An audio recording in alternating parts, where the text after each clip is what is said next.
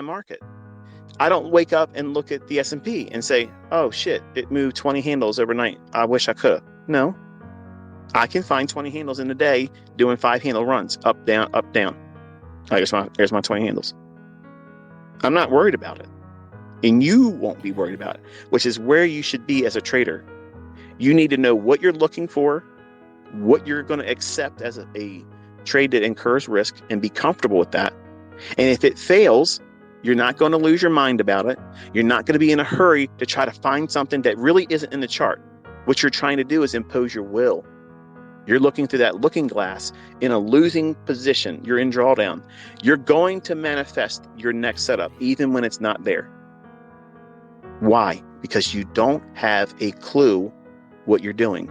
You don't know your model, because if you knew your model, you would sit still until it formed. Maybe you watch live streamers. Some of them don't live stream anymore because they wreck themselves. The ones that do it, if they're impulsive, if they go in and try to overcome and do more than they're supposed to, study them. If you know somebody that's like that, tell me who they are in a tweet to me. That way I can watch them and see, I don't want to go there and troll, and I'm asking none of you to go there and troll.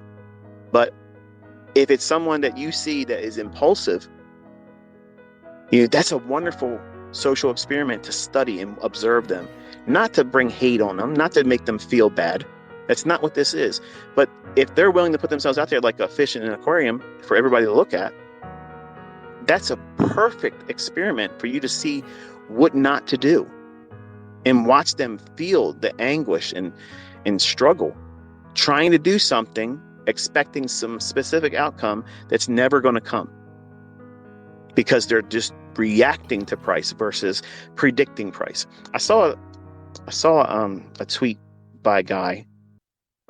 I'm not going to name him. we talked once, not directly, but through online posts and such.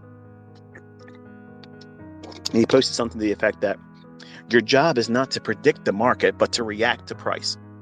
Okay. So that's some grade A bullshit right there. And that's the reason why your results look like the way they do. And sir, you know who I'm talking about. It's you. And I'm not going to try to say anything more than that. But you have to predict the price. You have to. That's what every winning trader is trying to do. So how the fuck can you say your job is not to predict price? That's exactly what the fuck we're doing. That's like telling the football teams, your job is not to go get touchdowns. What the fuck are we here for? I'm here to predict the future. We're here to predict the fucking future. You can't. Think about what the fuck you're doing. You're trading futures, for fuck's sake. It's in the name. That's what you're doing. That's what the fuck we're doing. We're predicting the future. And when I see these people say your job as a trader is not to predict the future price movements, it's to be ready to react to price. How the fuck is that sound logic? That doesn't make any bit of fucking sense. That makes no sense at all. What the fuck? That makes no sense. And that's not the only person that said it. It's regurgitated and it's posted all the time in shit from people that don't know what the fuck they're doing. How can you spend, seriously folks, holy shit, how long did it take for you to see me calling these things before the fact to know that, you know what, this ain't random anymore? And once you get to that point, okay, once you get to that point where you know it's not random and this shit is controlled, does it make any bit of fucking sense to listen to somebody tell you, or the world tossing out an opinion into the abyss of the internet, say your job as a trader is not to predict price, it's to be ready to react to it? How can anybody that has spent any considerable time with me proving what it is that I teach and show you what the real market is, how can anyone palate that?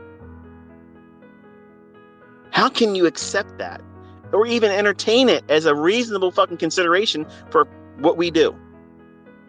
Nobody fucking can do that. Nobody absolutely would accept that. Let me explain why that is perpetuated in this industry.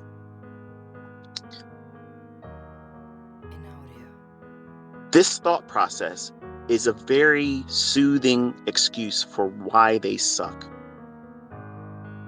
And there's no nice way of saying it. It's for people that don't know how to predict price. And it's a wonderful excuse for them to be able to lean on, cozy up to, and say, well, it's impossible to do anyway, so therefore I shouldn't feel bad about it. You bought the hook, line, and sinker that is in books. You can't predict price. No one can time the market.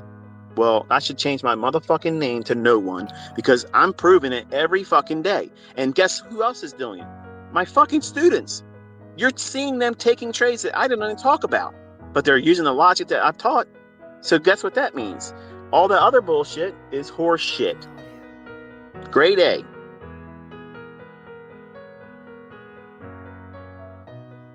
So yes, our job is absolutely predicting price. But in the beginning, you don't know how to do that. So how do you protect yourself from it? You go in with baby steps. Gradually teaching yourself to trust your ability to do it. Also, condition yourself.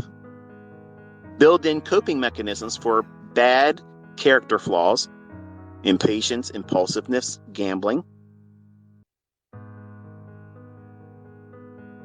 All those things that you don't think you have right now until you start pushing a button. And then you're going to discover you're a fucking train wreck.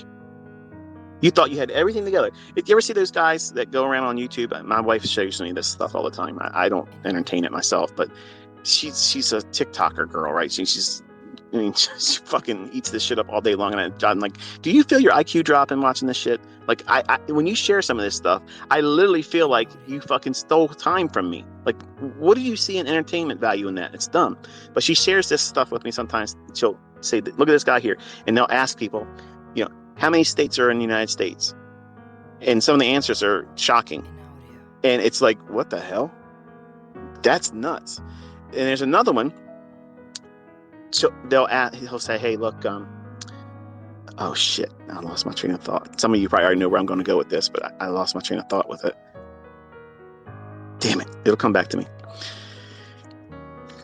Give me a second. Let me get a drink here. Let me think. It's spring weather, by the way. I don't fucking drink alcohol. It's these goobers that think I'm drunk all the time.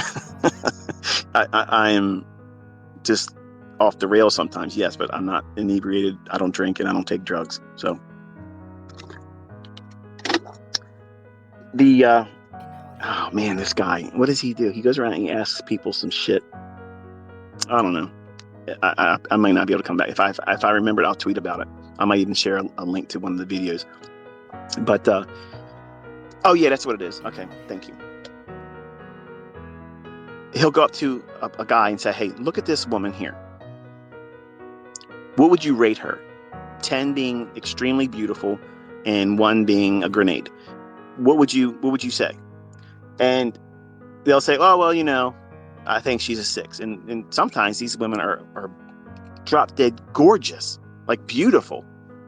And they come off with some stupid shit. Like, oh yeah, she's like a 6, maybe 6.5. And then he says, okay, what would you rate yourself? Oh shit, I'm a 9. And they literally look like a buster. Like they don't look like they even have a fucking job. It's a mess. So they end up taking that guy's picture and sharing it to another person, saying, what do you think about this person? And they're like, this guy's a bum, basically. He shouldn't be asking anybody out, right? And it's interesting to see what your perception is about yourself, especially if you're opinionated about other people. And it's very much like a fucking Vinny, where you're a little dick guy that runs around and think you're a savage and you can't do shit. And your opinion of yourself is gigantic, right? So he ain't packing shit downstairs. He don't have a giant P&L. And that's what's like when you see these characters in industry. Like they go around with their ego. They go around saying how you should do things, but they bring nothing to the table showing what they can do at all but failure, not doing well. And they spread bad advice. Bad advice. They don't have students that are killing it. They don't have profitable students. They don't have people proving it. Nobody's interviewing their students. Nobody's seeing anybody getting six-figure withdrawals in accounts and companies that are literally interviewing them. So when you listen to other people talk shit about you, our community, and me, and what it is I'm teaching, and if you entertain that, if it gives you any negative feelings, you're not paying attention, because there's no reason for you to be even entertaining that bullshit. There's so much proof in here, you're drowning in it. It's intoxicating. It is a fucking cult of winning. But in the beginning, you can't appreciate that, because what are you doing? You're having that same complex that this gentleman highlights when he goes around asking other people, what do you think about this person here? What he's targeting is the ability for the human mind to look for the negative in any fucking thing. Toxic thinking in weak-minded individuals or ill-prepared people as traders, and everybody when they first start are all ill-prepared. But you don't know the level of toxicity in you until you start doing this. If you see somebody doing well and you feel like I got to start talking shit about this person.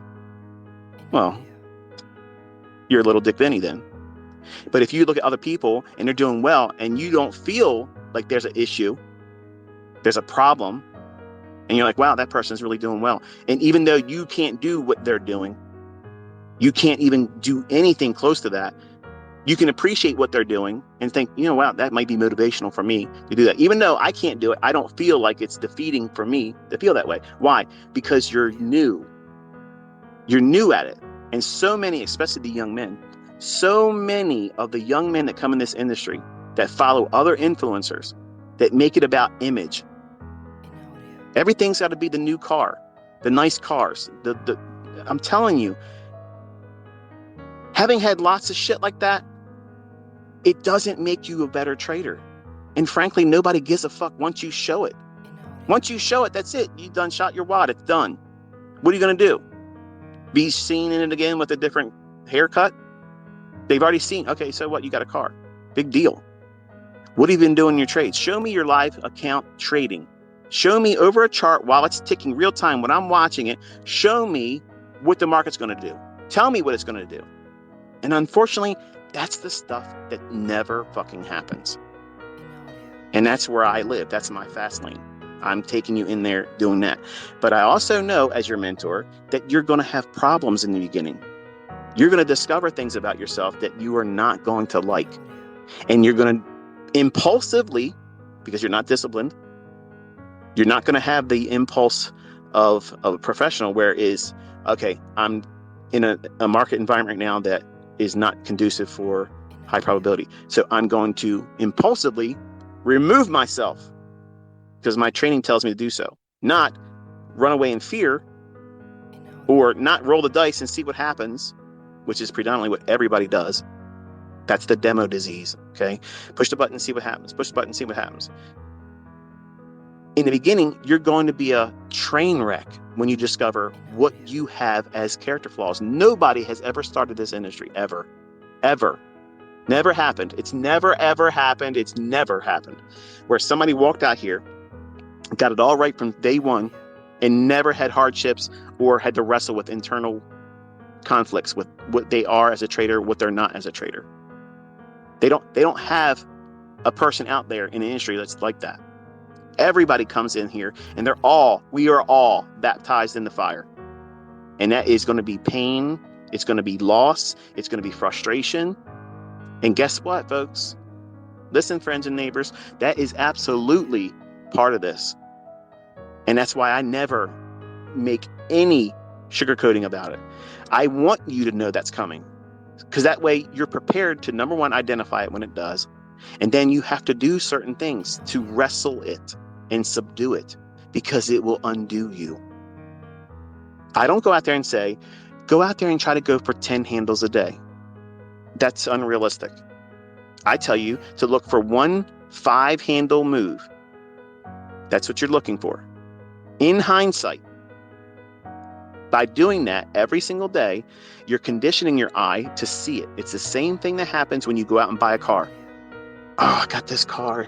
It's such a pretty blue color. Nobody's ever got a car that's this color in my neighborhood. And all of a sudden, as soon as you buy it and you drive home, on your way home, you done seen 17 of the same fucking car. It's like everybody went out there that day and bought your fucking car. How did that happen? How the fuck did that just happen? It didn't just happen. What you just did was you opened up and activated your reticular activating system.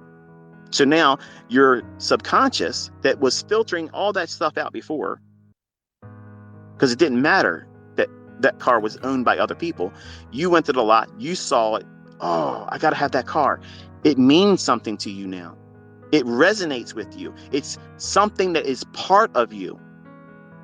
So it should come to no surprise when every time you walk around, you see your car, because it means something. You have adopted that as something meaningful to you. Well, when I tell you to look at hindsight and backtest and study old data, looking for shit, and when I tell you to pause the video, look through price and tell me what you see. Well, not that I tell you to tell me what you see, but annotate what you see in your log, in your journal. When you do that, what you're doing is you're activating your reticular activating system. And when you do that, what you're doing is you're inviting your subconscious to draw on to something that is meaningful to you. What is that? I'm teaching you fair value gaps, because it's the most visually identifiable thing in price action, apart from relative equal highs and relative equal lows. So in short, really, you could just trade with just that. They're the two most important, visually pleasing, easy to find. Jump on a chart real quick, any time frame, your eye will go right to the relative equal highs, relative equal lows. And if there's a fair value gap in the middle of it, and you know there's likely to go up there, well, you can buy the fair value gap and ride it up to the relative equal highs. There's your model right there. It's done. I just gave it to you, and it cost you nothing. Probably some of you never even thought about it. And you're like, now, oh man, I never thought about it like that. Yes, it's just like that. But when you don't go through old data and you just binge watch my videos, and you're not pouring yourself in charts, spending time literally every single day looking through charts, studying how these other moves that you can't make money or lose money in, everybody else is going to tell you it's a waste of fucking time. They're the same people that will not be trading with live funds 6 months later. There's a lot of bad advice in this industry, a lot of bad actors, a lot of